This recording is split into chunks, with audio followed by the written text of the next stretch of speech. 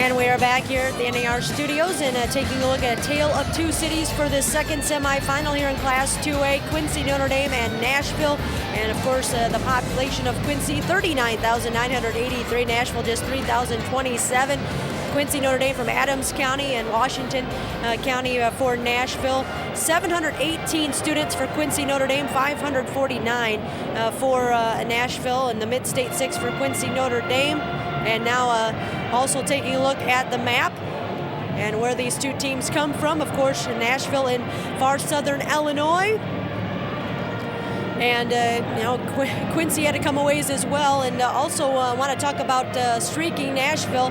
As you see there on the screen, the Nashville Hornets have won 14 out of their last 15. Their last defeat coming on January 30th, the Breeze Mater Dei, 57-52. And the 19-game winning streak for Quincy Notre Dame. They haven't lost since January 5th.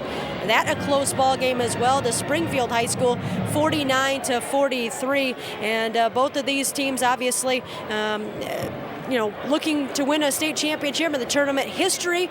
For Nashville, it's their 8th appearance. Their highest finish back in 1990, second place finish. And for Quincy Notre Dame, their 7th appearance, and they won a couple of state championships in 1983 and 1984. And place finish back in 3A in 2008, so they go down a class and are competing in 2A here in 2010. So they have some experience, Angie. They've been here before. Both of these teams have been here before. So when you look at that, and not maybe necessarily the same girls on this floor, but when you talk about these two schools, the tradition they have, they know what came before them, and they want to keep that up, keep that going in their trip to Redbird Arena. Well, exactly. I mean, it's just the consistency that both of these teams have.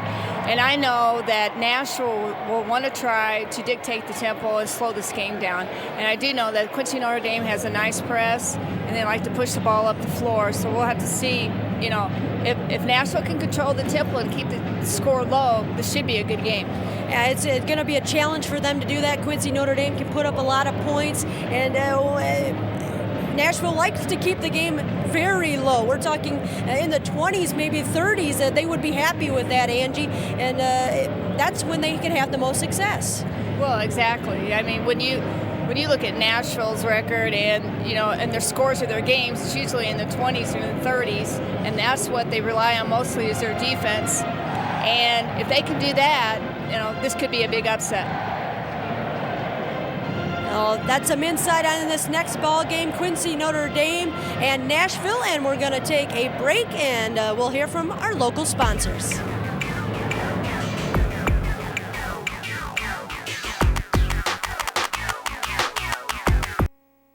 Nashville has been a regular visitor to the state finals in the 2000s, but one step has eluded them, the state championship game.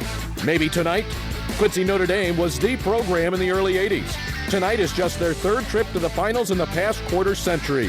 The Hornets and the Lady Raiders. Next.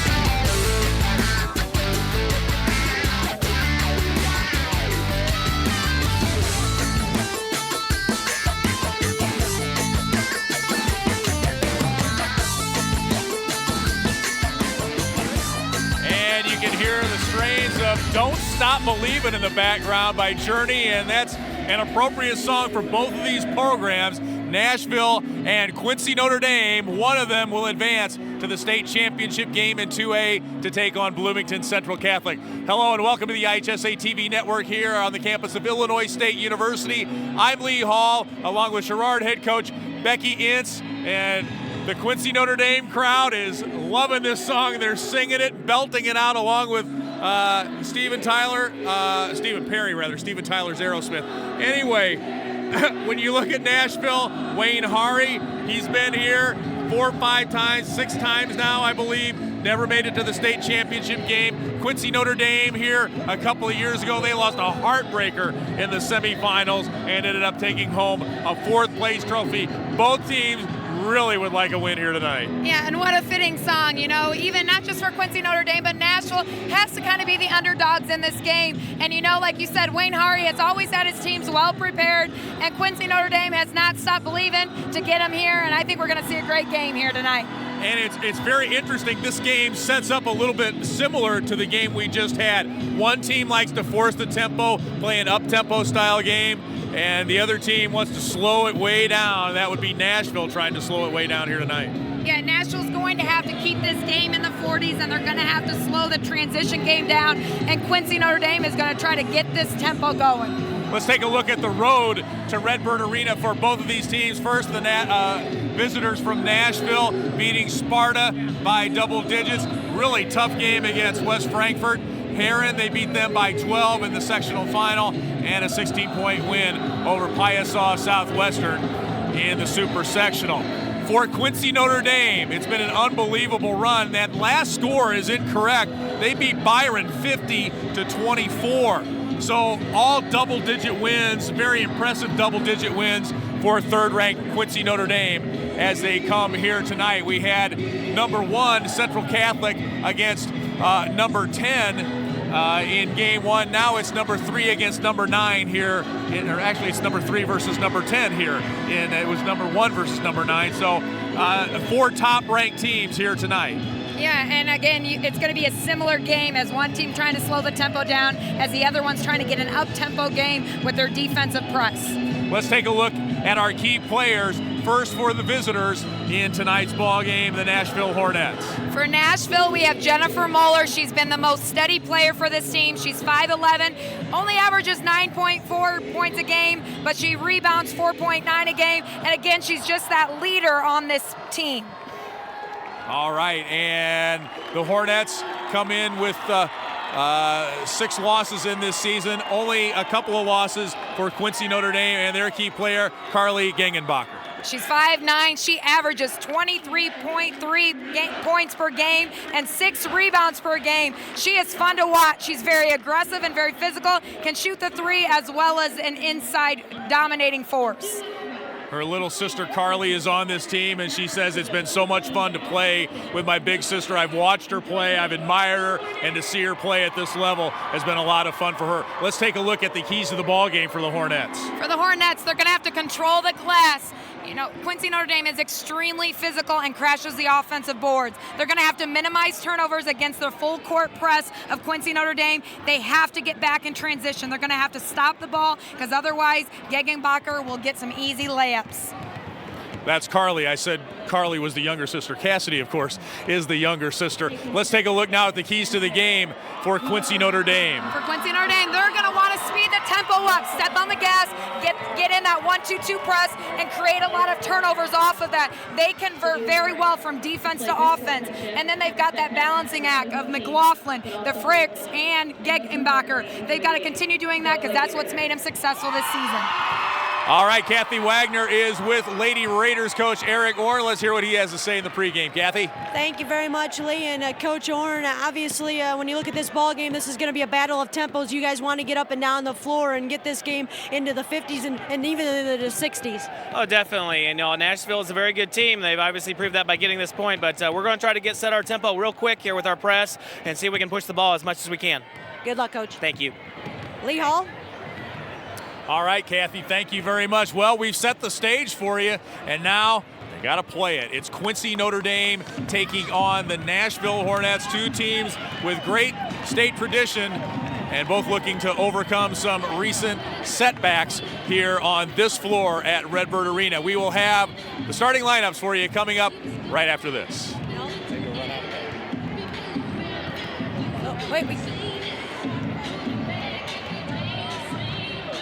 All right, we are here with Coach Wayne Hari, and Coach, you want to get this game, he wants to get it up into a running game, you want to slow it down a little bit. What do you think that's going to take? How can you do that? Well, we got to make sure we don't throw the ball away. I mean, we've got to make sure every possession counts, and we also got to rebound. I think that's a big part of it, and if we can do those 2 things, hopefully that'll give us a chance to win at the end. All right, thank you very much, Coach. Good luck. Thanks. Coach Wayne Hari, back to Lee Hall. All right, Kathy, I guess we weren't going to break. And good to see Wayne Hari back here at State. It really doesn't seem like a state tournament without guys like Wayne Hari and Jeff Bennett from Kankakee McNamara. And best of luck to both teams here tonight. it's going to be, it's going to be that issue of who controls the tempo. It's going to be very similar, and I know right now Nashville's hoping they do a better job than Bishop McNamara did in the first game. I'm just ready for this game to get started. Yeah, it should be a good one, we hope, and the winner will take on Bloomington Central Catholic for the 2A state championship here at Redbird Arena tomorrow night. We are just about ready to get this thing started. Let's throw it over to PA announcer Jeff Fritzen.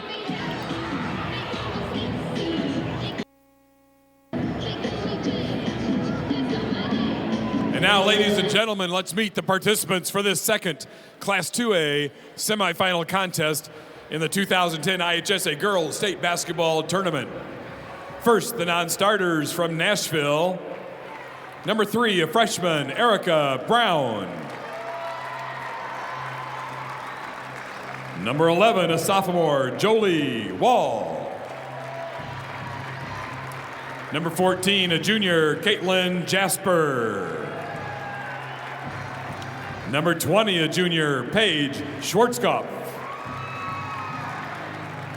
Number 22, a sophomore, Keisha Setzkorn.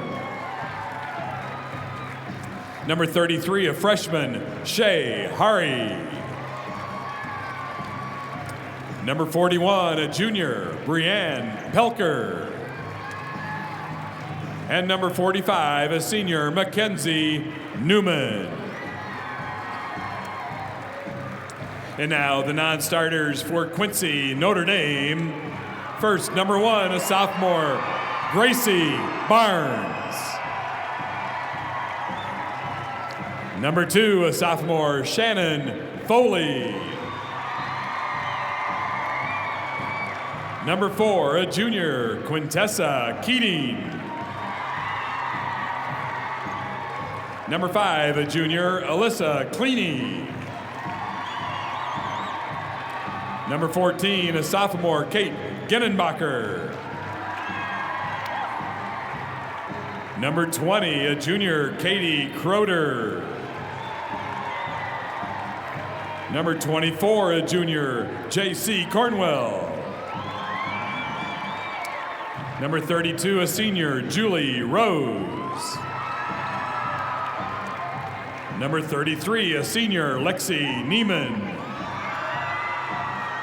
And number 45, a sophomore, Tori Stark. And now the starting lineups. First, for the Hornets of Nashville, number 5, a junior, Jenna Morris. For the Lady Raiders of Notre Dame, number 10, a senior, Claire Obert. For Nashville, number 10, a junior, Melanie Ryan. For Notre Dame, number 12, a senior, Lee McLaughlin. For Nashville, number 21, a senior, Annie Barowiak. For Notre Dame, a freshman, number 15, Cassidy Gingenbacher. For Nashville, number 25, a junior, Courtney Hagemeyer. For Notre Dame, number 22, a freshman, Jordan Frericks. For Nashville, number 42, a junior, Jennifer Moeller. And for Notre Dame, number 23, a senior, Carly Gingenbacher. Nashville brings a 27-6 record into tonight's game. The Hornets are coached by Wayne Hari in his 10th year with a record of 269 wins and 51 losses. He's assisted by Doug Altoff, Dempsey Whitty, and Danielle Kaufman. Notre Dame brings a 29-2 record into the game. They're coached by Eric Horn in his 10th year with a record of 239 wins and 70 losses. He's assisted by Randy Clampett, Lori Vogel, Mark Longo, and Michelle Frey. Your officials for this semifinal contest, Paul Dalby of Danville, Eric Gintz of New Baden, and Kevin Peters of Savoy. And now as the players and coaches wish each other good luck at half court, the IHSA Board of Directors and member schools expect and promote good sportsmanship from all athletes, coaches, students, parents, and spectators. We request your cooperation by supporting the participants and officials in a positive manner. Remember to always do what's right. And there's another look at the Country Financial starting lineups. Morris, Ryan, Borowiak, Hegemeyer, Moeller for Nashville. For Quincy, Notre Dame, Obert, McLaughlin. It's Cassidy, Gengenbacher, Frericks, and Carly Gengenbacher. And there you have it. 6th trip to state for Wayne Hari's Nashville Lady Hornets. 3rd last year in Class 2A. I know a lot of people are impressed when they look at the lineup of Quincy Notre Dame and they start 2 freshmen. Lady Raiders come in 29-2, 19 straight wins, 14 straight by 20 or more points. It's been an impressive run, and they've beaten some highly ranked teams to get here. And Nashville will start with the basketball facing the man-to-man of the Lady Raiders.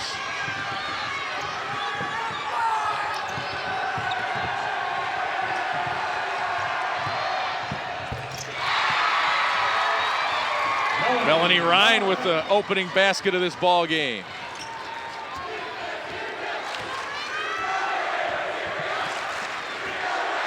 I know, Claire McLaughlin, I know she was, or actually it's Leah McLaughlin, was struggling with that ankle sprain, but she didn't really look like she was hobbling too much on the defensive end there. She got after it. And a tough move for Carly Gengenbacher. The Quincy Notre Dame folks wanted a foul. There's a look at the highs and lows for Wayne Hari. 80 against Chester and a low of 24 against Collinsville. Quincy Notre Dame also runs that 1-2-2 full court press. Actually, it was a 1-2-1-1.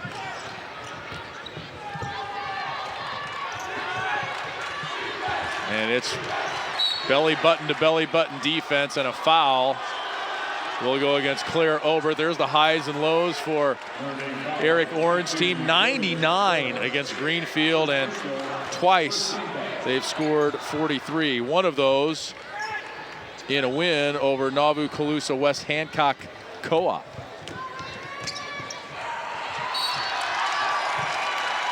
And the Hornets turn it over. And those are the type of turnovers you don't want. Kind of careless one, unforced, especially against a quality team like Quincy Notre Dame. Opening moments of our second 2A semifinal. Bloomington Central Catholic moving on in convincing fashion over Kankakee McNamara in game 1. Jordan Frericks the miss, and Nashville brings it the other way. They lead it 2-0 a minute and a half in.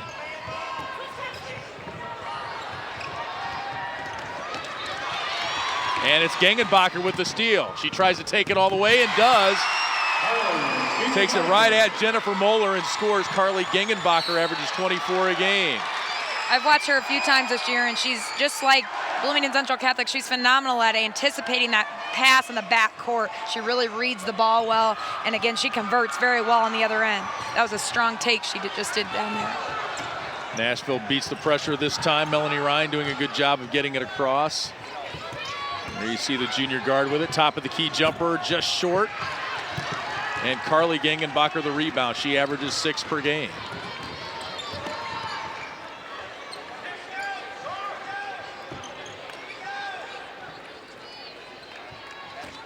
Tied at 2. Eric Orn waves a red card from the sideline. Call the offensive set. Carly the miss from 3-point range. She's only 28% from 3-point land. And a travel. Melanie Ryan turns it over. She tried to drive it to the hoop.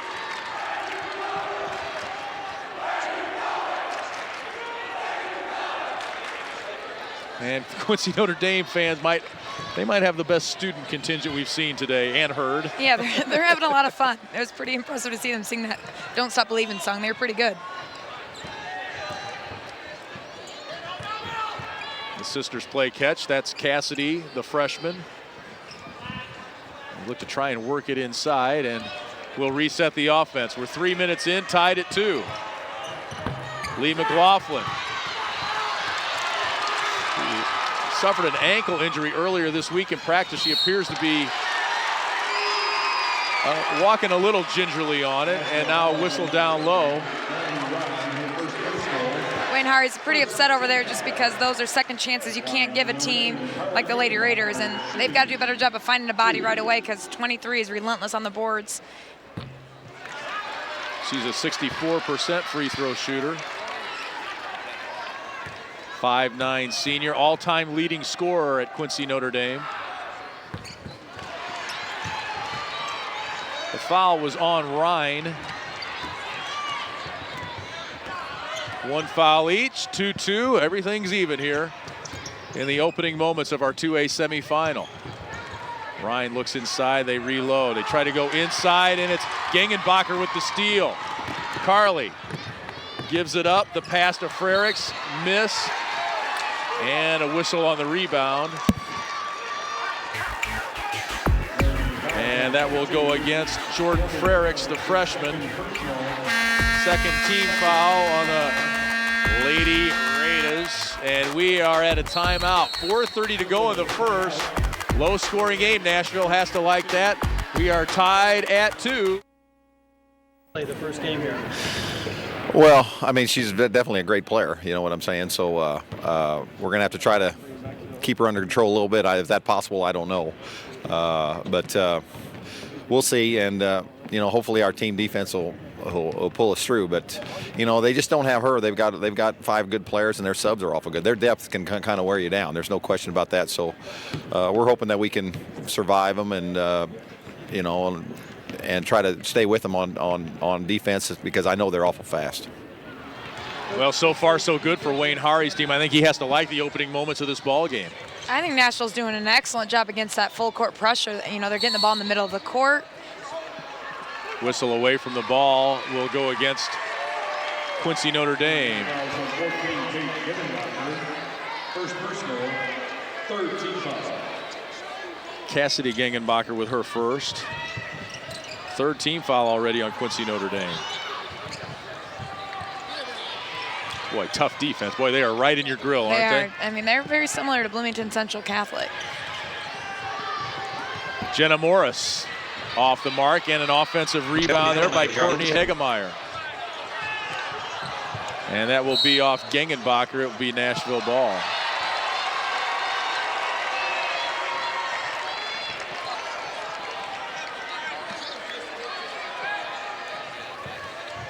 Quincy Notre Dame 29-2, Nashville 27-6. 3-point attempt off the mark by Annie Borowiak. And Nashville's really Muller getting in there, couldn't finish either. crashing the offensive glass. They got to continue doing that. Gengenbacher fouled. Carly Gengenbacher will go to the line.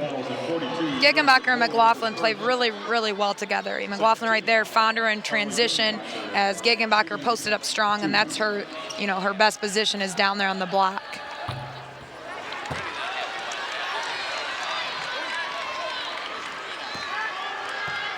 Carly 0 of 3 at the line.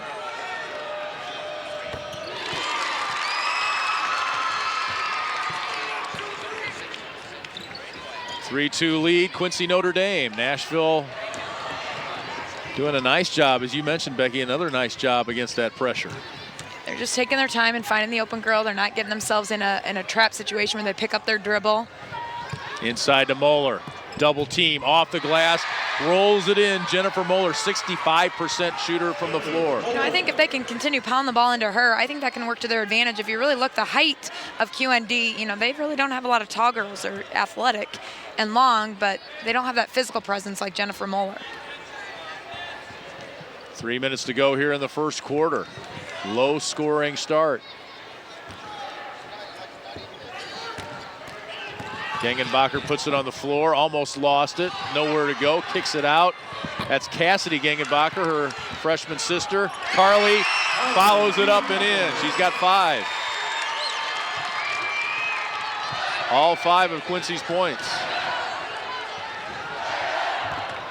Nice pass. 3-pointer, Borowiak, no good. She's 0 for 2 behind the arc. That was a great box out by Shannon Foley, who's a sub off the bench.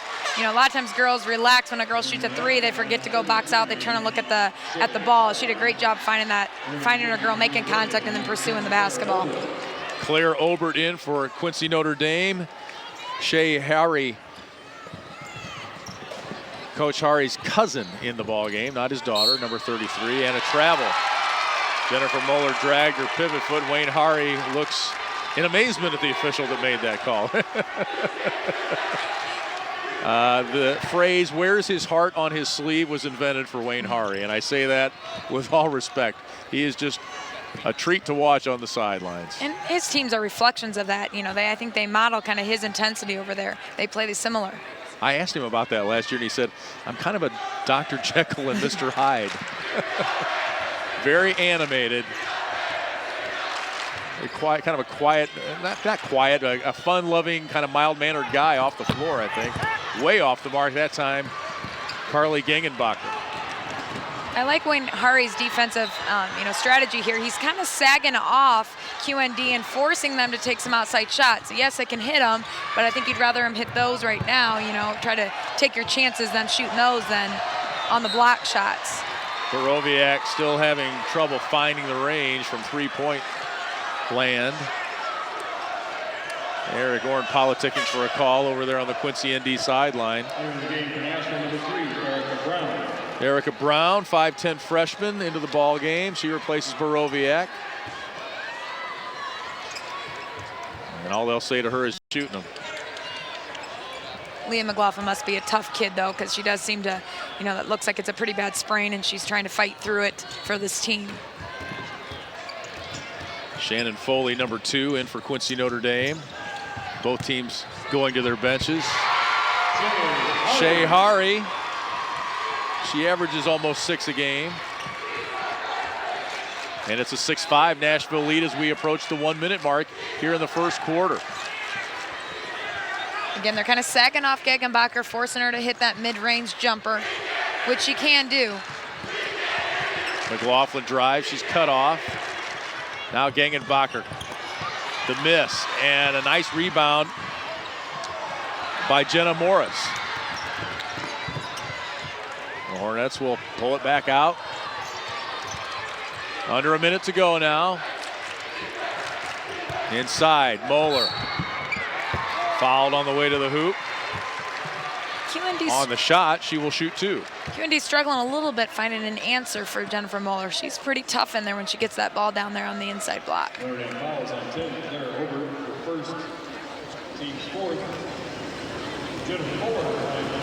Moeller at the line. She shoots 71% at the free throw line.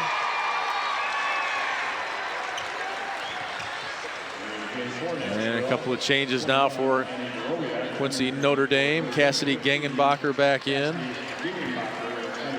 Jordan Frericks, the freshman, back in as well.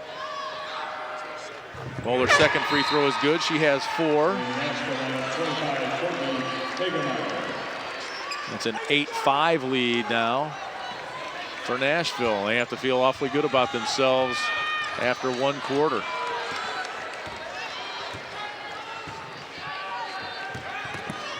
Frericks, no good. Rebound, lost on the floor. Frericks gets it. And now it's Nashville ball. She's triple teamed, bounces it out of bounds. It'll be Quincy Notre Dame ball.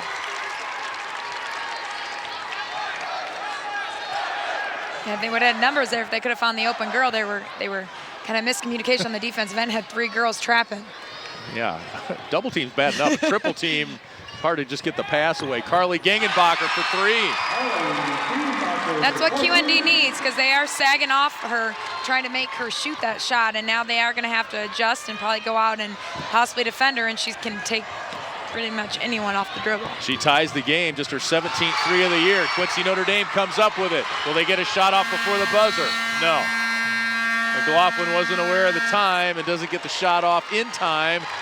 And after 8 minutes, we're tied 8-8. Back after this local timeout.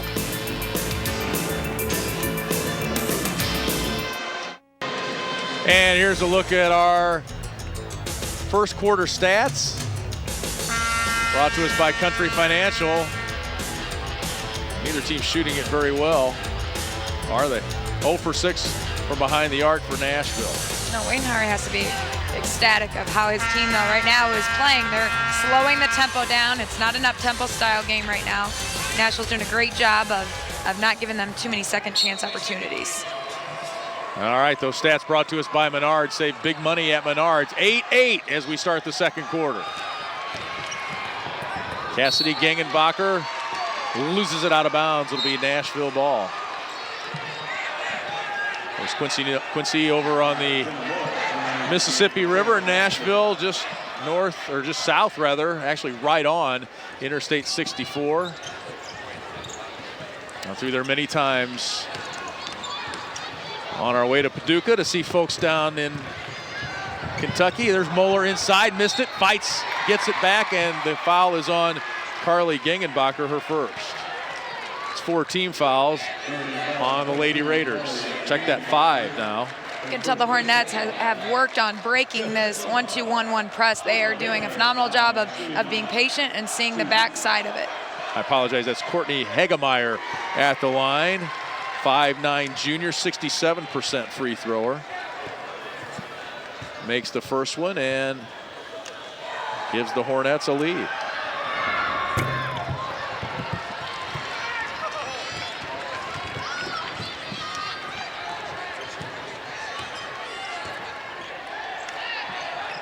Right now, all the keys of the game, it seems like Nashville is taking care of those. They're slowing the game down. They're not giving the Lady Raiders any transition baskets.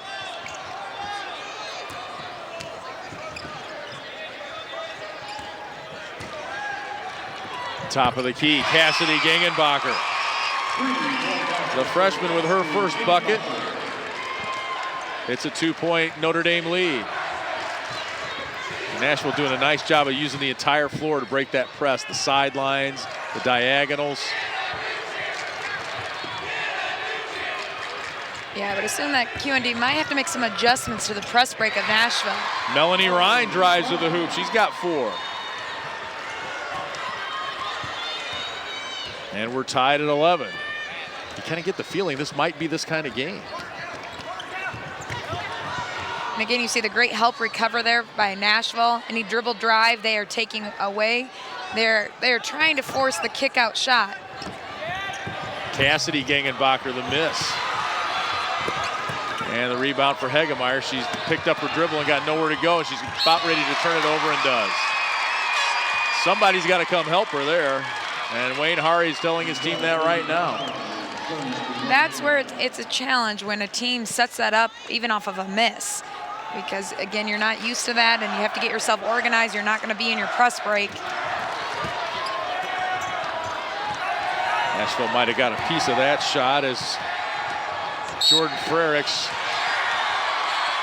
shot an air ball, and a foul against the Lady Raiders will be number 6. Because Nashville's doing such a good job of breaking this press, you can see the frustration on the Lady Raiders' faces. You know, this has been something that has been their bread and butter all season, and it's worked for them. And right now, it seems like they're not real sure what to do. And Jordan Frericks just picked up her 3rd personal foul with 6 minutes to go in the second quarter. And she runs that point of the press and does a good job at it. So now someone else is going to have to come in and step up. Unforced error there as Jenna Morris has the ball go through her hands, and Wayne Hari can only sit down and kind of shake his head. You kind of notice the position of Nashville's defenders. They're kind of guarding right on the 3-point line, not really getting out and pressuring too much, kind of sagging off.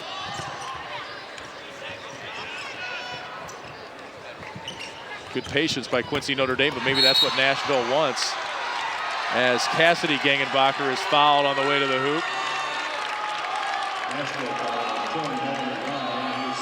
Melanie Ryan second.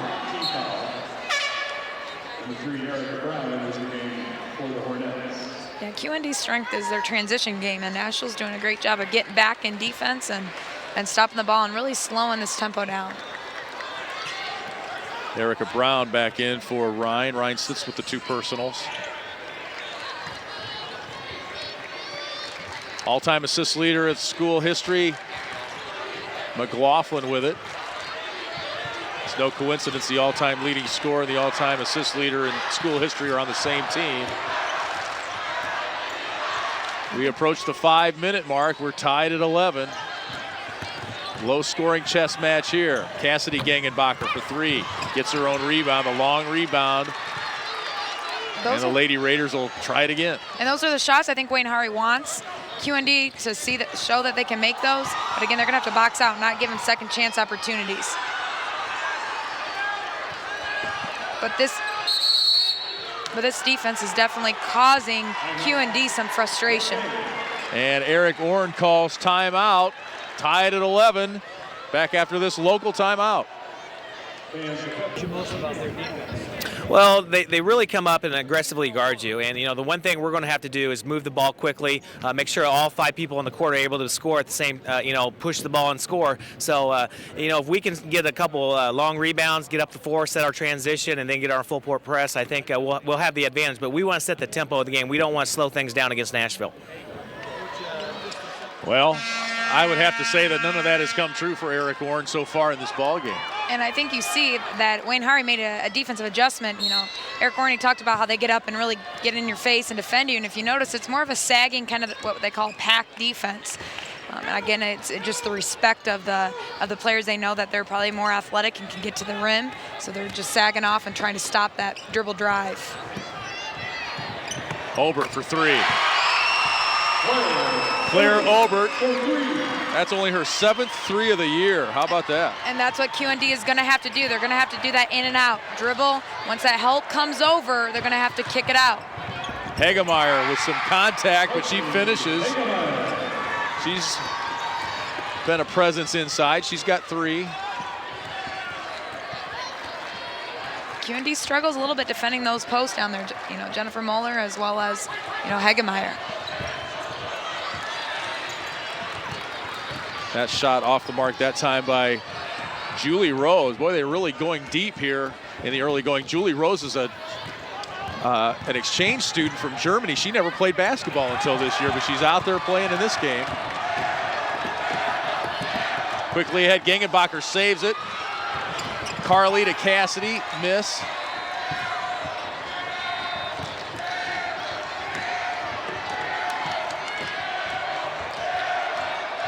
Jennifer Moeller's pass almost a little too long there for Jenna Morris.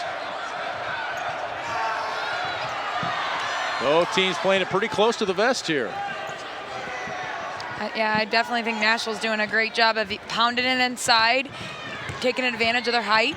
Moeller tries to drive, but Gengenbacher blocks it, and here she comes in transition. 2 Hornets back, she can't finish. Might have forced that one. And again, I thought they were in some trouble there, Nashville was, just because that's their strength. Gengenbacher loves the transition game. We give credit to Nashville that hustled back and had 2 defenders down there stopping the ball. I like how Nashville's spreading the court out.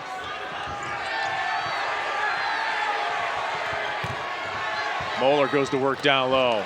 Right over the hoop, missed everything. 14-13 our score. Quincy Notre Dame a 1-point lead in a game that tempo-wise has been to Nashville's liking so far.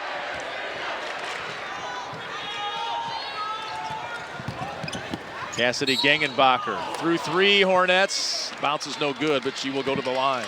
It was a nice aggressive take to the baseline. Fouls on Hegemeyer, her first. The help side was just slow getting over there, and as a coach, it's frustrating because you always say you've got that other defender. If you put that foot on the baseline, they shouldn't get to the hoop. Cassidy Gengenbacher, the freshman, 76% free thrower, makes the first. Shea Hari returns for Nashville.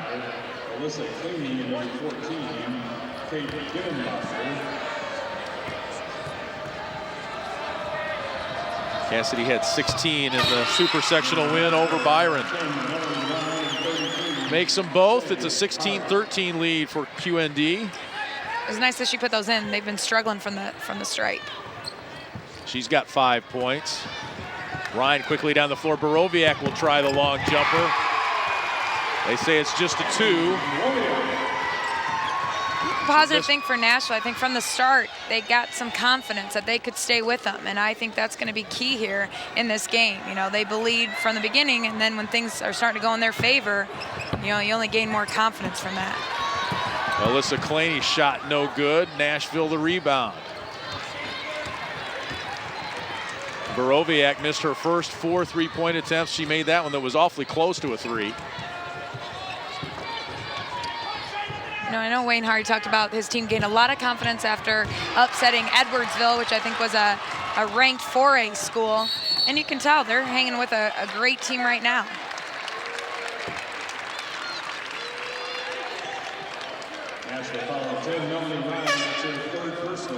And now Ryan with 3 personal fouls. So Frericks with 3 for Quincy Notre Dame. Melanie Ryan with 3 for the Hornets. She will have to come out and sit the remainder of the first half. Yeah, both teams have key players on the bench. Some other kids are going to have to step up. Cassidy Gengenbacher, not a very good shot that time. Moeller tries to bring it up against the pressure and wisely passes it off. I like that cross-court pass against the full-court pressure. Brianne Pelker, number 41, in for Nashville now. Here's Moeller going to work. Off the glass and gets the roll. Jennifer Moeller, her first points of the second quarter, and it's a 1-point Nashville lead. Under a minute to play first half. You know, she just continued to work for her position there. She tried to get on that block and, you know, and beat her defender to that spot, and just that was a great post-up move. And now she guards Gengenbacher, who's a more mobile player. McLaughlin drives, shoots, misses, but she'll go to the line. I think the baseline is kind of a good area to possibly put the ball, because it seems like that's where they aren't having their help come over as well as they do when you try to drive middle. That help and recovers really coming out and stopping that dribble drive, and QND's kind of taking some poor shot selections. McLaughlin just a 55% free thrower, but she makes that one her first point of the night to tie this ball game. Lee McLaughlin, 5'7" senior. She'll play soccer at Missouri College.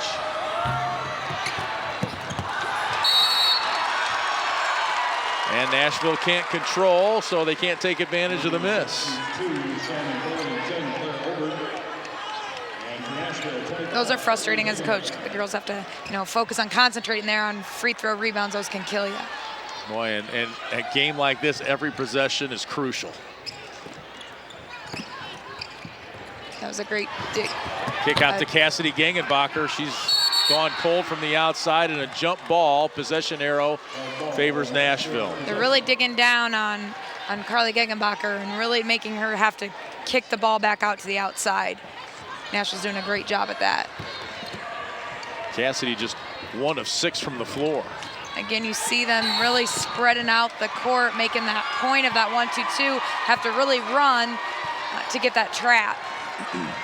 And that foul is on Kate Gengenbacher.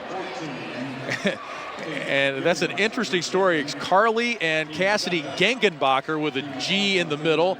Kate Gengenbacher. Now the story is that they are distant relatives, the Gengenbachers and the Genenbachers. And legend has it that a family dispute some 6 generations ago led one side to slightly change the spelling of their name and add the G. How about that? I know, I thought they were sisters because I didn't see that there was just one letter missing, just the 1 G. Moeller the miss, Notre Dame the possession on the alternating arrow. Yeah, that's wild stuff. A feud that caused them to change the spelling of their name. 10 seconds, under 10 seconds now. Cassidy tries to get out of that cold spell and can't. Nashville the rebound, and we are going to go to the locker room all tied, 17-17. And I think if you talk to people before this game, they would have said, wow, Quincy Notre Dame ranked 3rd. They've rolled through the postseason. They are the heavy favorite in this ball game, but Nashville has just done an excellent job of playing their game. I think Wayne Hari an excellent job with the game plan. I like how he's trying to slow the tempo down on the offensive end and pound it into the big girls, Moeller and Hegemeyer. And again, they just got to continue doing this second half. Kathy Wagner's with Eric Orn. Thank you very much, Lee Hall. And Coach, obviously you're 17 apiece here, not the type of game that you wanted here in the first half. No, we're not. We're falling into Nashville's trap of just of a monotonous game of just going possession to possession. We really haven't sprinted up the floor, and right now our press is ineffective. So we're going to have to make some adjustments in the second half. We're obviously got 2 post players in foul trouble, so we just got to turn it around. I think we got to establish ourselves in the first 3 minutes. All right, good luck in the second half, Coach. Back to Lee Hall. All right, Eric Orn talking about trying to get something going with his press, and it hasn't happened so far. We are even, Nashville and Quincy Notre Dame at halftime. Back after this on the IHSA TV network. Wagner here alongside former Carlisle coach Angie Krebs, and this first half 17-17 between Quincy Notre Dame and Nashville, and Coach Wayne Hari has to be very pleased with where his team is sitting right now, Angie. Well, I agree, Kathy. I mean, this is exactly where Nashville wants to be. They wanted to control the tempo, they wanted to keep the score down, and you have to give them a lot of credit. They're controlling the boards, but also Quincy Notre Dame is doing the same thing on the other end. Neither one of those teams is getting a second or third opportunity. Yeah, and if you're Coach Orn for Quincy Notre Dame, like he said, they have to make some adjustments here at the half and try to get things going to the tempo that they want to get this going to, because this game, obviously, the way it's going right now, favors Nashville. Well, yeah, and I think, too, that the only way they're going to do that is if they control the board and they start pushing the ball up the floor. But Nashville's doing a nice job of getting back on defense, and if Quincy Notre Dame can somehow get past that, they may have, the score may be different. And we are going to take a break, a local timeout here.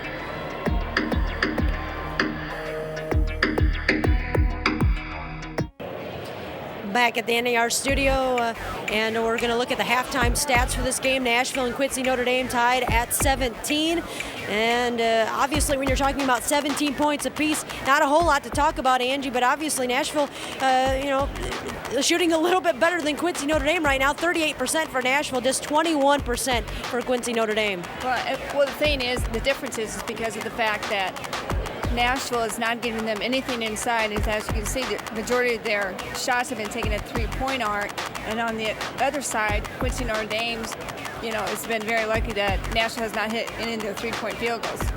And other things that kind of come out there in the points in the paint, 10 for Nashville, just 4 points in the paint for Quincy Notre Dame. Turnovers not bad at all, either side really, just 9 for Nashville, 4 for Quincy Notre Dame. Of course, when you're talking about a low-scoring game, the possession number is down as well, Angie, so there's not that opportunity to turn the basketball over. No, not at all. And like I said, I'm seeing 2 good, very solid defensive teams right now, and hopefully both of those teams can keep this the same way in the second half. We are tied at 17 here in our second semifinal in Class 2A. We'll hear from our local sponsors.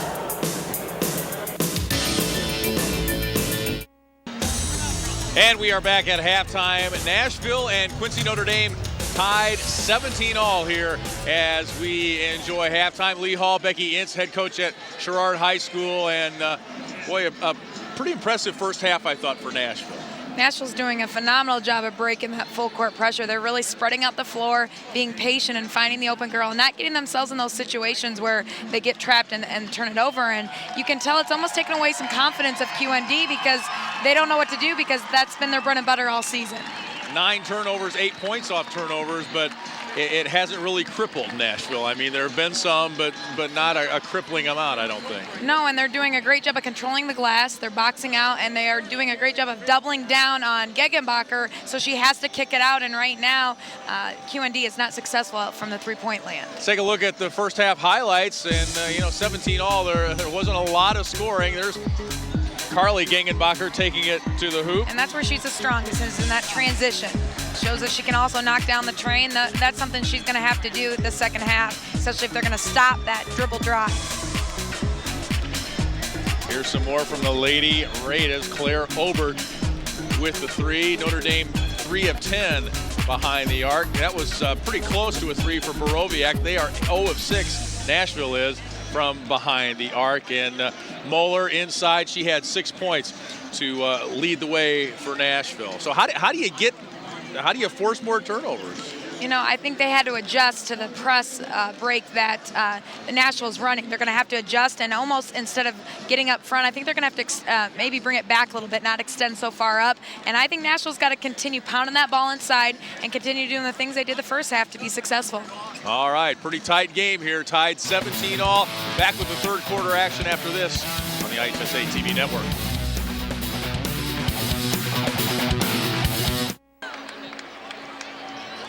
And our Subway sub of the game is Shea Hari from Nashville, the 5'9" freshman. Get any regular footlong for $5 at Subway. Eat fresh.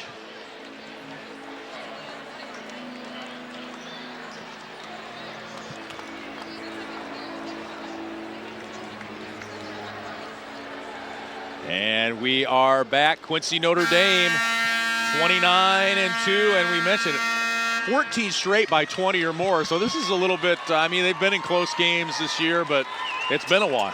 Yeah, and that's why this right now is the game seems to be going in the favor of Nashville. We'll see if QND comes out with some different adjustments the second half.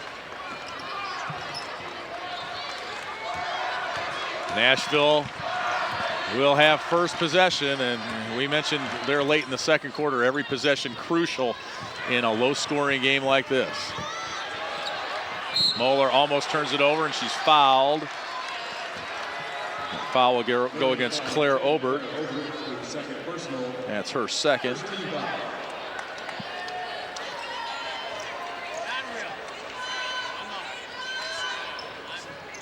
Kind of a hush has come over the crowd here at Redbird Arena. Yeah. The boisterous Quincy Notre Dame fans haven't really had much to get into cheering-wise in this game, and Melanie Ryan knocks in the 3 to start this second half. She's got 7. Yeah, and she had to sit quite a bit there that first half with foul trouble, so to come out and hit a big shot like that second half was hopefully give her team some momentum here. Nashville up 3. That matches the biggest lead by either team in this ball game.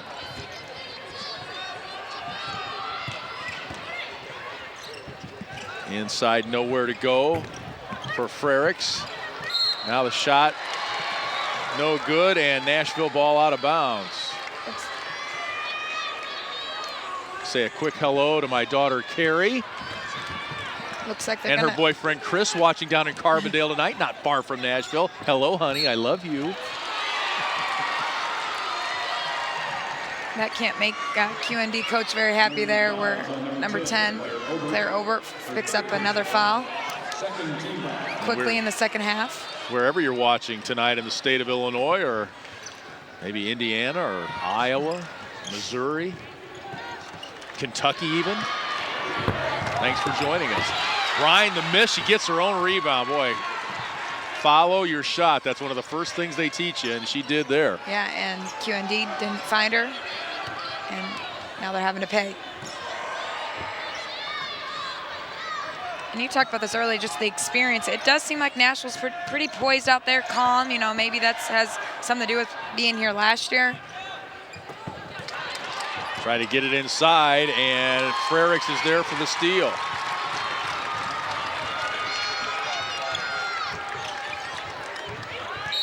And a walk. Jordan Frericks, the freshman, with a triple-double earlier this year against Bethalto Civic Memorial. It kind of moved 10 points, 10 rebounds, 10 assists for a freshman. I know, that's pretty impressive. They don't really look like freshmen. They don't play like freshmen. That one a little too tall for Moeller, but Morris is there to get it. QND did bring their press back into kind of a three-quarters court trap. And there's Frericks with the steal. Freshman takes it all the way and scores. Her first basket of the night.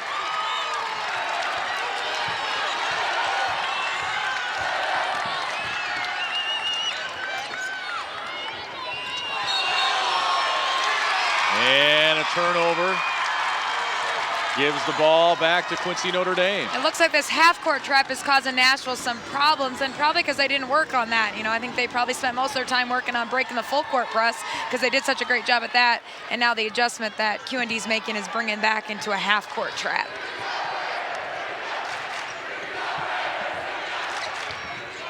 It's like a 2-3 zone. Moeller fell down. Gengenbacher can't take advantage. The follow by Obert, and she's fouled and will go to the line to shoot 2.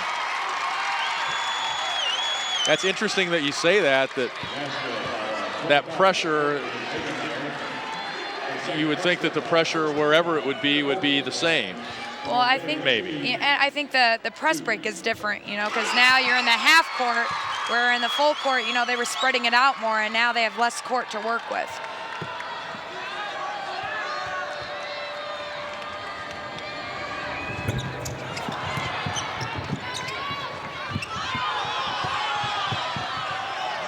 Quincy Notre Dame fans wanting a foul on Moeller. Tied at 20. Moeller traveled. That's happened to her a couple times tonight. I just think she kind of gets impatient and, you know, is trying to get rid of it before she really knows what she wants to do with it. And there's that must be Dr. Jekyll. Is that Dr. Jekyll over there? No.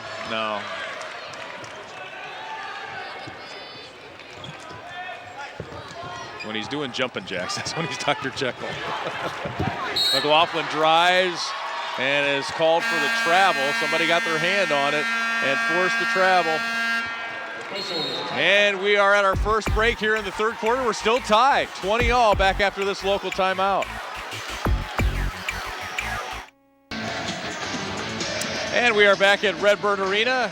Third quarter action, Quincy Notre Dame, Nashville tied at 20. Tomorrow on the IHSA TV network, Ridgewood takes on Cowden Herrick, Beecher City at noon in the first of our games tomorrow. The 1A consolation game, championship game, defending state champ Hinckley Big Rock taking on Jacksonville Route. And then tomorrow night, it's McNamara against one of these teams at 6:30 for the third place game. And then the championship, Bloomington Central Catholic will take on the winner.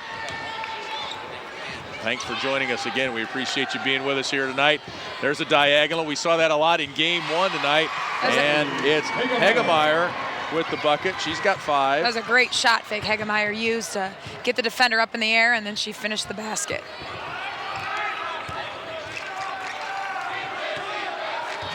Still that kind of slow pace. We saw that one turnover and a couple maybe turnovers, and it looked like maybe we might see Quincy Notre Dame make a run, but as of right now, it's still Nashville's pace. And I think that's why you don't see Nashville getting a lot of offensive boards, because they're getting back on defense. They don't want a transition basket. Nice passing there, boy. Claire Obert with a little bounce pass inside to Jordan Frerick. She's got 4 now. And we're tied again. Ryan almost walked. She's fouled as she shoots. And the foul is on Carly Gengenbacher. And that is just her second foul.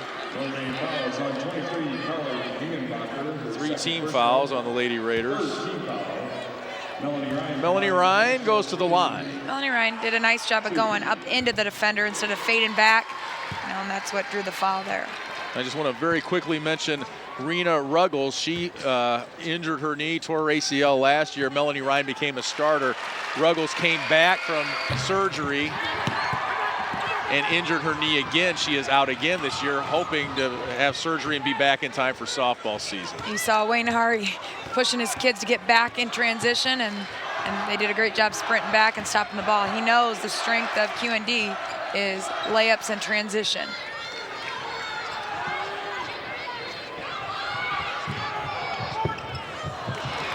And that pass too tall for Carly Gengenbacher, and the Hornets come up with the ball.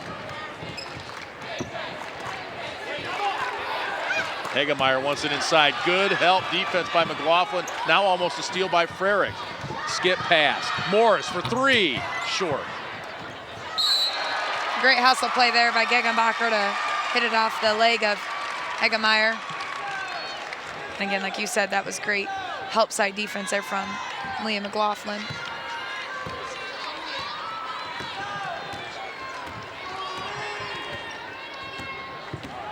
23-22, just under 3 minutes to go now, third quarter.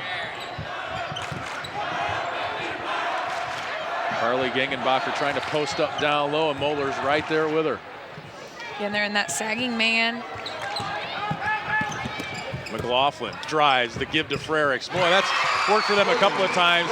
Drive it deep into the basket area, and just a little pass to Frericks has worked twice in a row now. Yeah, you wonder if that's an adjustment they made at halftime, because they're really attacking that baseline, and Frericks is doing a nice job stepping up and hitting that little jumper.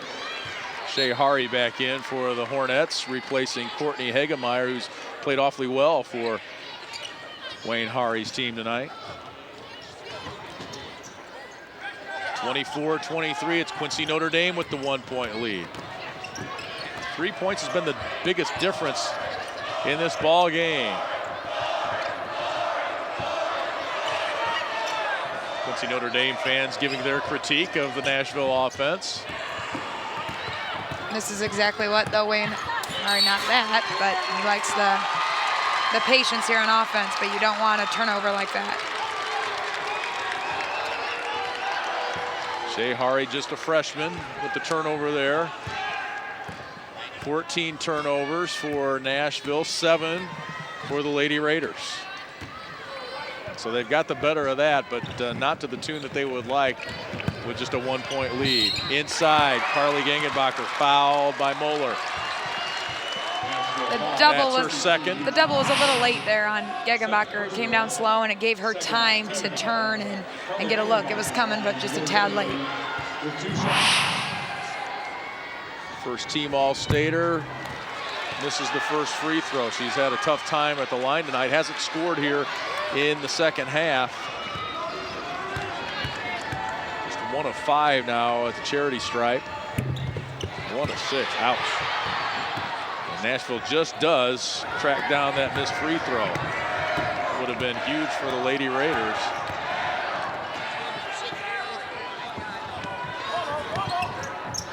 Borowiak will try another 3. She's been cold from there all night. Olbert with the rebound, kicks it ahead to McLaughlin. Nothing doing in transition, but she throws it off the foot of Alyssa Claney. Or check that, off the foot of Jenna Morris. Again, you got to give credit to the Hornets. You know, they're stopping that transition game. You see the frustration even on Gengenbacher and McLaughlin's face, because that's what's worked for them all season. But they sprint back and stop the ball and sprint back to the basket. Frericks again. Boy, she's making hay while the sun shines down there on the blocks. She's fouled and will go to the line to shoot 2. Foul is on Hari, her first, third team foul. There's Jordan Frericks, 6-foot freshman, only 41% at the line. Her first free throw of the night is good.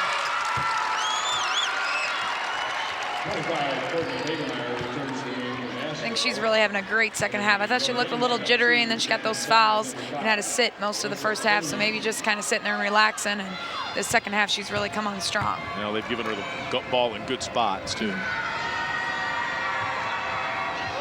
Second free throw is short. And Lady Raiders almost come up with that. They do this time. Frericks, no good, but she'll go to the line again. So the Hornets almost had this happen to them the last missed free throw. They didn't control it this time, and the Lady Raiders take advantage. And it's those little things in a tight game like this that can make all the difference. I thought that was a great, you know, she just relentless after the ball and was strong with it and got it, and now back to the free throw line.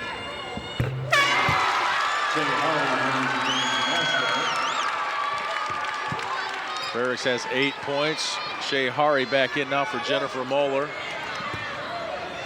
Moeller has 6 points, 3 fouls now.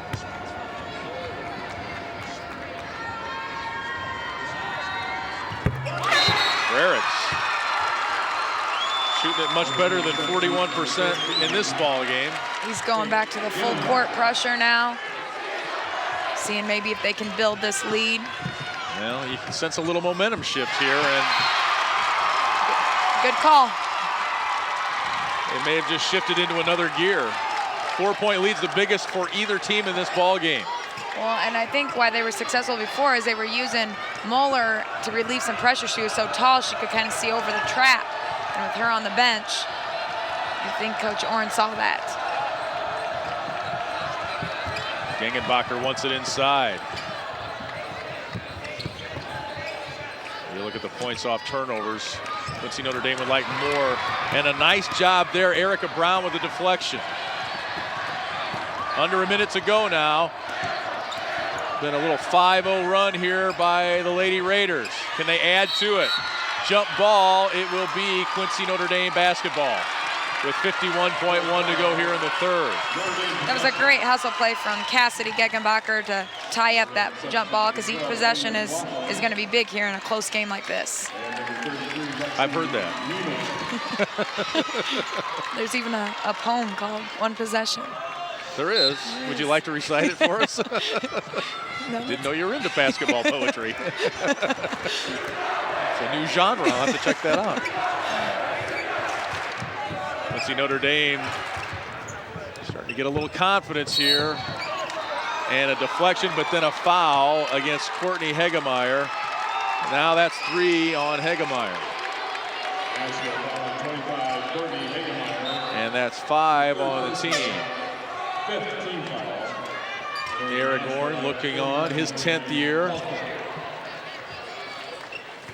He says the half-court defense, you talked about how they switched from full court pressure to half court. Says the half-court pressure, half-court defense has been his best in 10 years of coaching at Quincy Notre Dame. Lady Raiders will hold for one here, up 4 with time running out in the third quarter. The winner gets Bloomington Central Catholic for the 2A state championship here tomorrow night.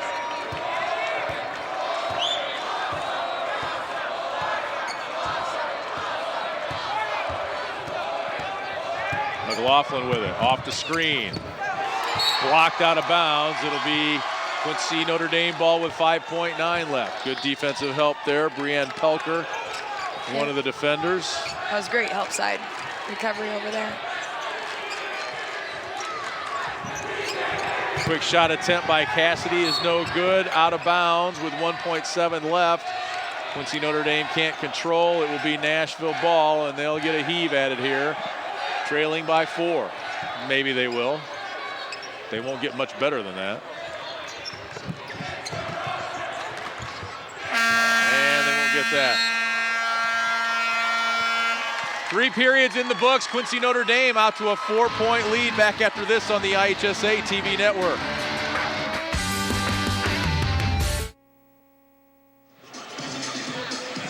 Our third quarter stats brought to us by Menards. Save big money at Menards. You know what I'm talking about. There's a look at the numbers. Becky Ince. Yeah, I think Nashville's still in this ball game. It's still a slow tempo game. They're still not letting it get into an up tempo game. They're not really causing too many turnovers against the pressure. But they're going to have to kind of come out of this timeout here at this end of the quarter and get a bucket here. All right, let the dancing begin. They're dancing in the aisles, literally. Oh, that's got to be Wayne Hari's daughter. Boy, is she pretty. This is Wayne's World. Are you familiar with that? I am familiar with reference. It's not too far back for you? No, that's not my time period. Okay. Fourth quarter, the biggest lead of the ball game belongs to Quincy Notre Dame. That's what kind of game it's been. Very close to the vest. Really getting out and pressuring the basketball. Ryan almost turned it over. Triple team. Borowiak. That would be huge.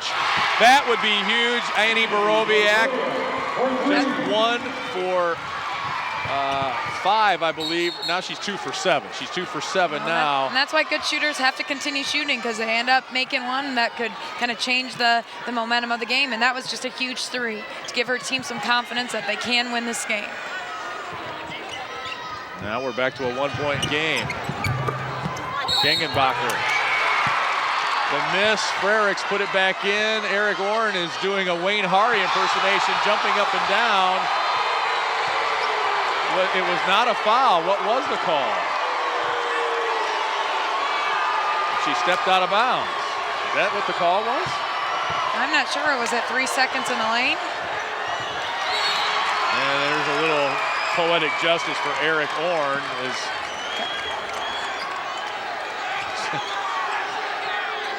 Oh. Coach Orrin can show a little body language, a little body English too. Yeah, I'm not even Wayne Hari stomping his feet at the other end. Yeah, I'm not real sure what the call was. I thought they were going to whistle a foul On the before floor. the shot. Yep, that's what I was thinking too. Well, at any rate, it's Quincy Notre Dame ball. Reverse layup try is no good for McLaughlin. She will go to the line, so Eric Lauren gets this call. She's really starting to try to create things by penetrating that baseline. And that time she took it herself the last time she kicked it to Frere. Let's take a look at that call again. And she was bumped. Travel, maybe? Yeah, you're probably right. McLaughlin at the line after the foul call. She misses the free throw. McLaughlin with just 1 point. She averages 7.5.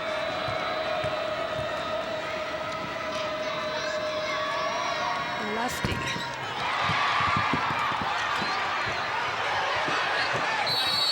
And the Lady Raiders can't save it. It'll be Nashville ball. That foul was the 6th on Nashville, so Quincy Notre Dame will be in the bonus on the next Hornets foul as Hegemeyer checks back in. She replaces Breanne Pelker, the junior. 27-26. It's not a high-scoring run up and down the floor affair, but it is quite a ball game here tonight. A defensive chess match.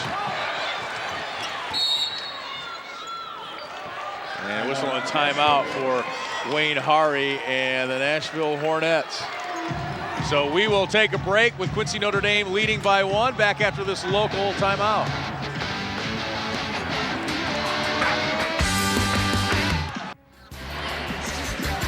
And the Quincy Notre Dame fans having a good time here. They lead it by 1. There's the Nashville contingent. One reason this game is as close as it is, free throws. Quincy Notre Dame not making them. Yeah, and really Nashville's not shooting phenomenal from the line, but better than QND is. Nashville to the ball, they trail by 1.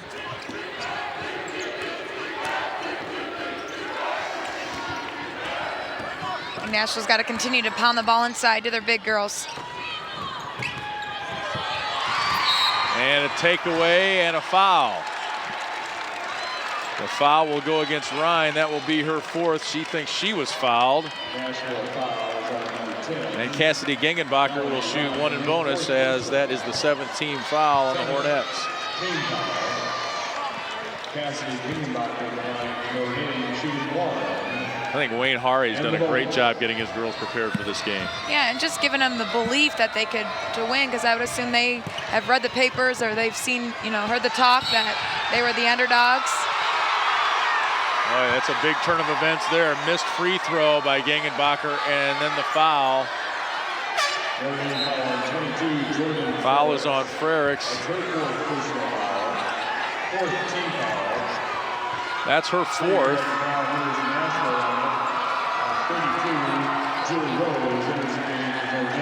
So she'll have to take a seat with 6:15 to go. Ryan with 4 fouls for Nashville. Frericks with 4 fouls for Quincy Notre Dame. Moeller and Hegemeyer have 3 fouls each for Nashville. And I feel like even when you look at the faces of the girls, QND looks more in panic mode, like playing, maybe not to lose, where you've got the Nashville just playing with belief and realizing, no matter if they win or lose, really they've, given everything they've had. They just seem pretty confident on the floor right now. Whistle away from the ball will go against Nashville. That's a tough call right there. I think that's it 4 goes on her against too. Courtney Hegemeyer.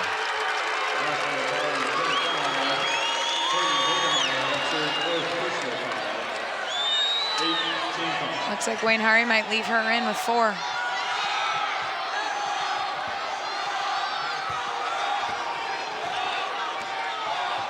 Both coaches working the officials here tonight. That's something we didn't see in game 1. 3-point attempt by Cassidy Gengenbacher is no good. I think Coach Orrin thought that was maybe a little bit too quick of a shot. Didn't look to see if they could get possibly another good look. And now a foul on Carly Gengenbacher. That's her third. 15 foul on Eric Orrin's Lady Raiders. Nashville ball. Boy, what a game. Inbounds, and she got free, didn't she? Morris with the layup. Her first basket of the game coming here in crunch time, and it's a 1-point Nashville lead. QND just seems out of sync, even on the defensive end right there. It's baseline out of bounds play, and they leave a girl wide open. It just seems like they're so frustrated right now that they're not concentrating on both ends of the floor. Inside, Carly Gengenbacher blocked. The foul with the body will go against Jennifer Moeller. That will be her fourth. Well, that was a nice feed, and Gengenbacher's been working extremely hard in that block, and it just doesn't seem like they've been getting her that inside feed. And that was a nice pass from McLaughlin inside. Carly Gengenbacher headed to Quincy University. She'll stay home to continue her basketball career. That is her first point of the second half, if I'm not mistaken.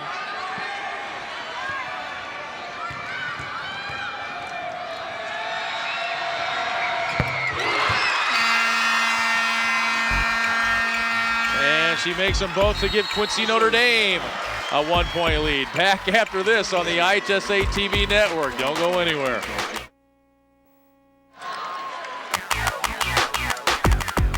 And we are back at Redbird Arena here on the campus of Illinois State University. And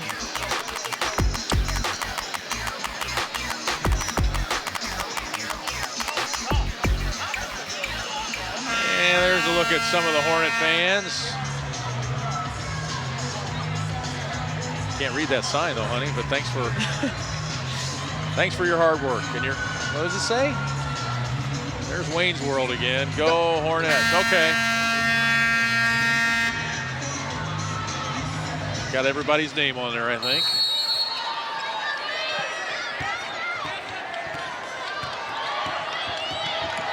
Under 5 minutes to go now. 1-point ball game. I think we're seeing a little bit more intensity.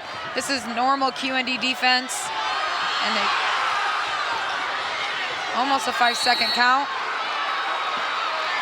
And that's a little bit too intense defensively. And Wayne Hari says, well, it's about time. I'm just surmising what he was saying there. That foul was on Julie Rose, the German exchange student, her first. 16 fouls, so Nashville will be in the bonus on the next Quincy Notre Dame foul. They just seem to have quick hands. Quincy Notre Dame crowd wanted to travel. Boy, this defense is as intense as it gets right here. Quincy Notre Dame knows what's at stake. Ooh. They really extend high out in that passing lane, and they just seem to have their hands in on that crossover dribble, and there's another tie-up ball. It seems like Cassidy Gengenbacher's been on the floor this entire night. She seems to tie up a lot of balls. Quincy Notre Dame gets the possession arrow. At what point does that aggressive physical defense become a foul?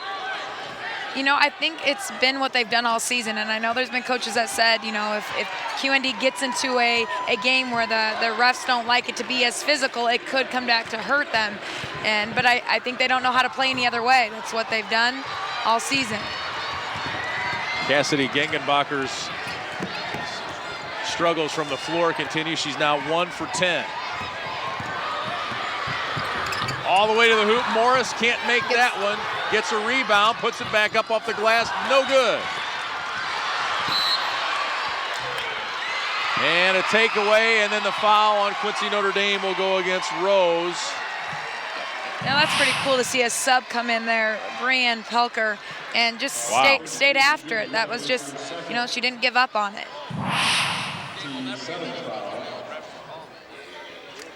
So it'll be 1-1 for Brianne Pelker. 13 of 21 at the line this year. The 5'11" junior. Missed. I bet those free throws haven't, well, I know they haven't come in this kind of a game. They may have come in a tight game, but nothing like this. Yeah, every point, every possession is big right now for both teams. And the Lady Raiders go to their star, Carly Gengenbacher. Sweet move. That was an outstanding move. You know, took it in, even with 2 defenders, the help side coming over, spin move. 12 points for Carly Gengenbacher, and it's back to a 3-point lead for Quincy Notre Dame.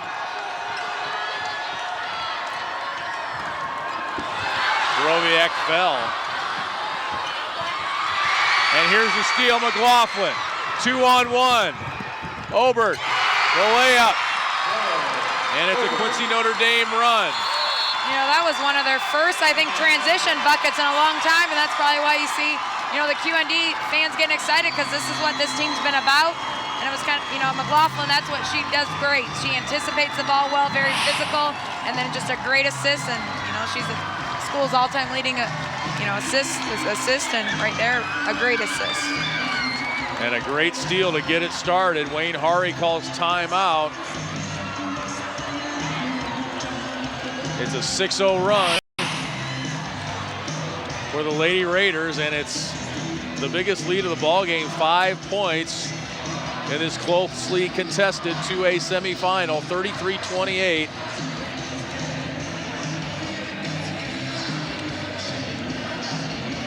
I would assume Coach Orrin right now is telling his team, we don't need fouls. We don't want to stop the clock and get him to the free throw line. You know, I think you just want smart defense. You know, they're going to have to stop Boriak because obviously she can hit the outside 3. And then Wayne Hari, I think, is telling his team probably to get a pretty good look here, be patient, maybe try to get an inside touch. This is a team that forced 47 turnovers in 2 games at sectionals. They forced 21 here tonight. Let's go over to Kathy. Thank you, Lee. Coach Orrin talking about protecting the basketball and rebounding. Those were the 2 keys that he was talking about there in that huddle. Lee? All right, Kathy, thank you.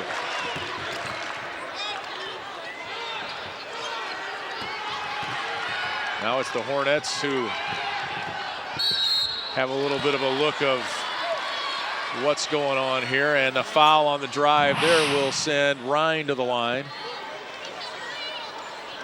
She does a nice job of drawing that contact and getting to the foul line instead of, sometimes girls want to fade away from the contact, but she goes right up into it.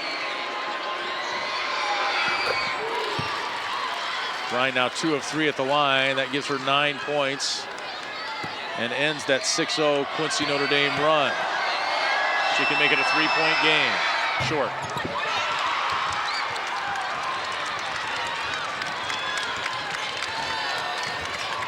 (33-29), 2:10 to play in regulation. Now Notre Dame will play a little keep away and take a little air out of the ball. Or try to, at any rate. No more sagging for Nashville. They have to come out and guard.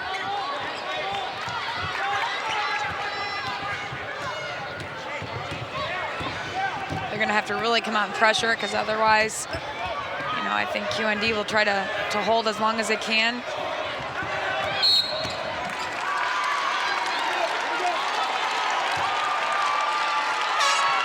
Wayne Hari incredulous at the whistle that goes against his leading scorer, Jennifer Moeller. That's her 5th foul.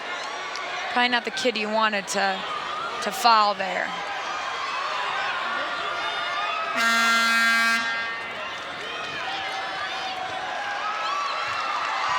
Shea Hari will replace Jennifer Moeller, who is understandably upset as she goes to the bench. Just 6 points, no points here in the second half. McLaughlin at the line, missed the first one.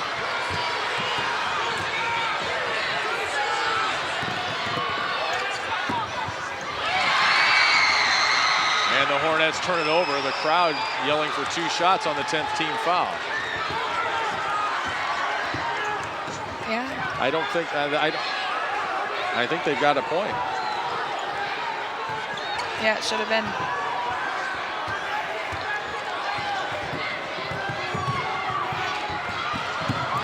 Gangenbacher, and the kick. It will remain Lady Raiders ball. Here comes Erica Brown back in.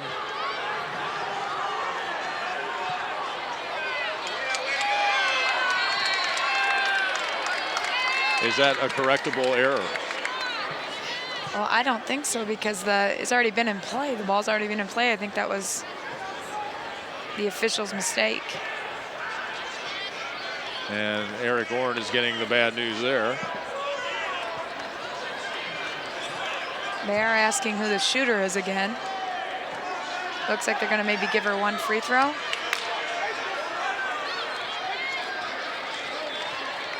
I don't know if I've ever seen this happen before. I think this.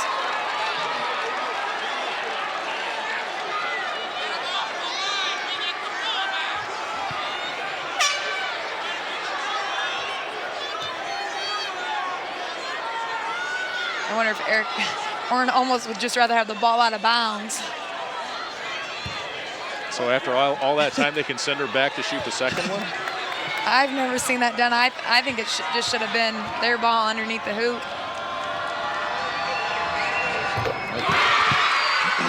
Very interesting.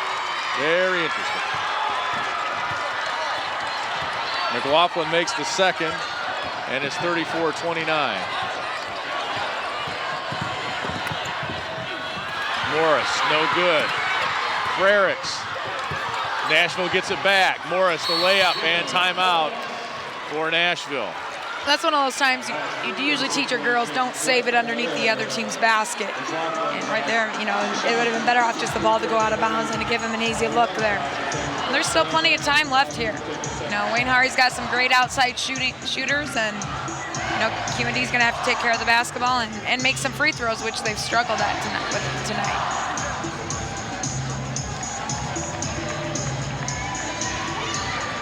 So it should have been a 2 free throw opportunity for Lee McLaughlin. She missed the first. Everyone reacted, both teams, as if it were a 1-and-1. The officials reacted, and play continued. A whistle, and then they send her back. And usually it's the scores table's responsibility to buzz. You know, they know that it was a... Now, I don't believe anybody scored, so maybe they can correct. Yeah, I don't know if I've ever seen it done. I don't think usually officials want to admit they make a mistake. But yeah, that's an interesting one.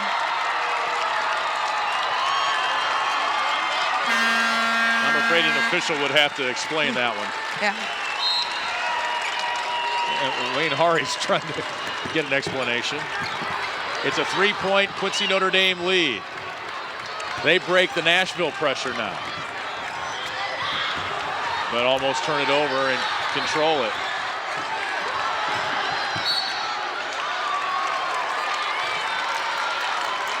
And now a foul will send McLaughlin back to the line, where she will shoot too, we assume.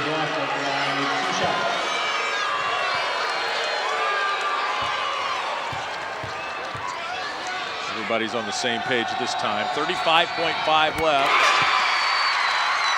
That makes it a 2-possession game, 35-31. These are big free throws here for QND.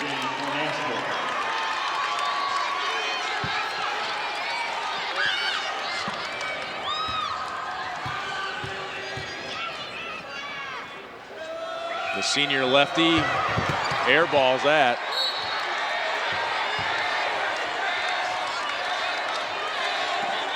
(35-31).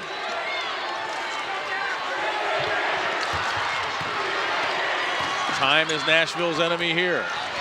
Quincy Notre Dame doesn't want to foul.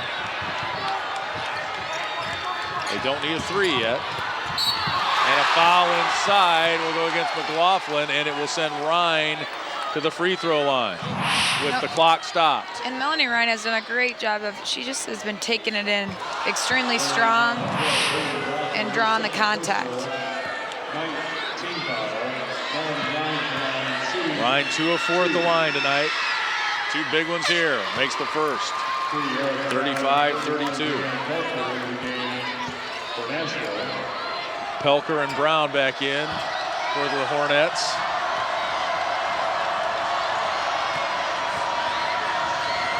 Ryan now with 10 points. And that makes it 35-33, a 2-point ball game. Very interesting finish here. Yeah, and I'm just still impressed with Nashville. They just seem to be poised and still believe that they can win this game. And, you know, I just think that Wayne Hari has just done a phenomenal job, and we'll see what happens here. Plenty of time left. I think, you know, Nashville's going to come out and really put the full court pressure on, and QND's going to have to hit some free throws. QND 12 of 25 at the free throw line tonight. Nashville 7 of 12. 22.7 left, and it is a 2-point ball game. Take us inside each huddle. What are you telling your players? Well, I think Wayne Hari is saying, you know, we don't need to foul right away, try to get a steal, but if we don't get that steal, you're going to have to foul. And again, you know, be confident and make sure when you come down to this end, you box out on that second free throw because they haven't been successful at the line. And, you know, they've got some shooters. I think they've still got to penetrate the lane if they can get an easy 2 or try to kick it out to Boriak for a 3. But that dribble drive's been successful, especially if QND misses their free throws. But I think first they're going to try to get a steal. Kathy Wagner, let's go over to you. Yeah, obviously they go for the steal, but Coach Hari not pleased that they didn't foul earlier. After that last timeout, he was talking about the girls trying to get that foul earlier. He's really trying to emphasize that we need a foul if we don't get the steal. And Pelker fouls immediately, and we'll send Carly Gengenbacher to the line. Carly Gengenbacher has been one of the culprits at the line, so to speak, 3 of 8. But she hit her last 2, and you know she is a senior, and it does seem that she responds well to pressure. You called that one. 13 points for Gengenbacher. And it's a 3-point lead. Wayne Hari gets his shooters back in. This would make it a 2-possession game. And she does. 2 clutch free throws for the senior. Ryan quickly up the floor. Takes it all the way in. Layup, no good. Rebound, jump ball, Nashville ball with 13.6 left. You're going to have to go for a 3 here. Or a quick 2.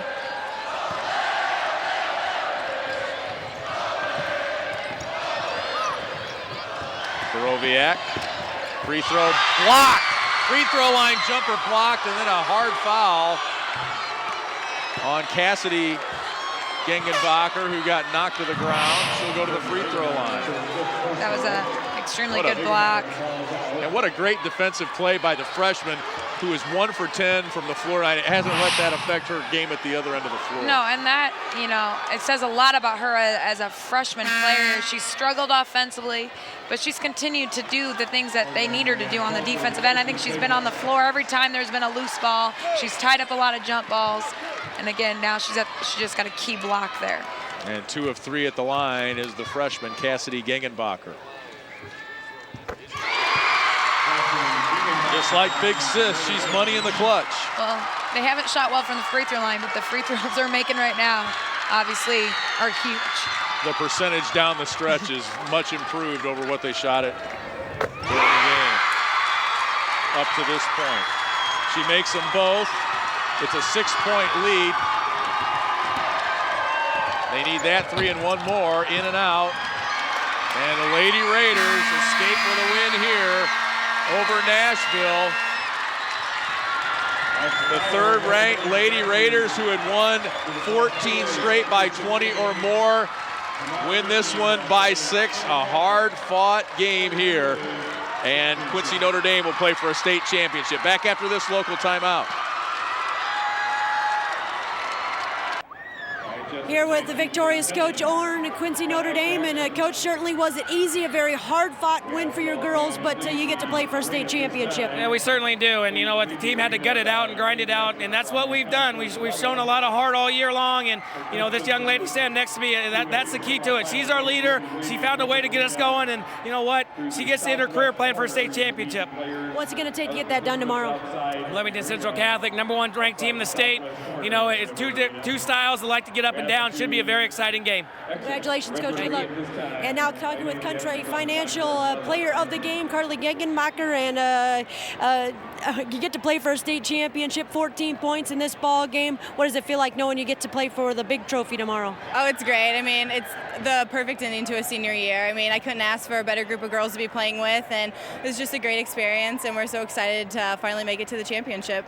Talk about how difficult it was to get this win. Nashville certainly gave you all that you could handle today. Yeah, I mean, this was a great game. You know, it just took us coming together as a team, just staying together, playing great defense, and that's what we did, and that's, you know, our offensively our points would come. We knew that, so we just knew we had to play defense, and that's what we did, and we got it out a win. You have the confidence you can knock off the top-ranked team in the state? They're a great team, and we're a great team, so it'll be a good game. Well, congratulations. Good luck tomorrow. Thanks. Send it over to Lee Hall. All right, Kathy Wagner, thank you very much. Lee Hall, Becky Ince, and what a ball game. I mean, so-called experts, or maybe just the feeling was that the Quincy Notre Dame was going to be way too much for Nashville, and I thought the Hornets played their hearts out, and great coaching job by Wayne Hari to make his team believe and to make this a ball game right down to the very end. Yeah, I'm just so impressed to the preparation that Wayne Hari did for this game. You know, the full court press of QND didn't cause any problems, and they fought to the end. You know, your heart breaks for them a little bit because they worked their tails off till the end. But again, QND showed why they've been a ranked team and why they're here and why they've been talked about. And I think we're going to see a great ball game tomorrow with Bloomington Central Catholic and Quincy Notre Dame. Absolutely. You can't, boy, the Quincy Notre Dame ladies really came on strong when they needed to, and there you get a look at the final stats brought to us by Menards. Save big money at Menards, and that 55% free throw shooting is a little bit misleading because it's unofficial, but by my stats, the Lady Raiders were 8 of 9 at the free throw line in the fourth quarter. So when they needed them, they got them. Yeah, when you shoot 29, that probably gave them the confidence. You know, they've been there a lot, and they had missed some easy, some free throws early on, but they did hit them when it mattered, and I think it showed the senior presence of Gegenbacher. You know, she kind of took charge there at the end, and they gutted out that win. Nashville, 22 turnovers. Quincy Notre Dame didn't go on any huge runs, kind of a modest 5-0 run there in the third quarter, but it was just enough, and it was enough at the end of the game for Quincy Notre Dame to play for a state championship.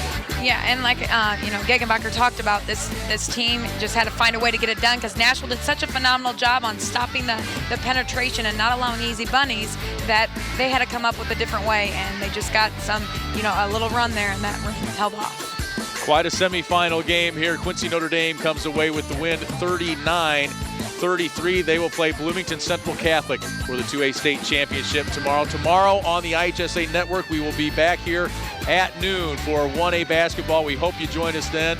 And there you see it, Ridgewood, Cowden, Herrick, Beecher City for the 1A third place game, followed by the championship game, the defending state champs, Hinkley Big Rock against Jacksonville Route. And then Becky and I will be back with you tomorrow night, Nashville against McNamara in the third place 2A game, followed by what should be a good one, Quincy Notre Dame and Bloomington Central Catholic at 8:15 or thereabouts. For Becky Ince, for Kathy Wagner, for our entire crew here in Normal at Redbird Arena, I'm Lee Hall. So long, and we'll see you tomorrow here on the IHSA TV network.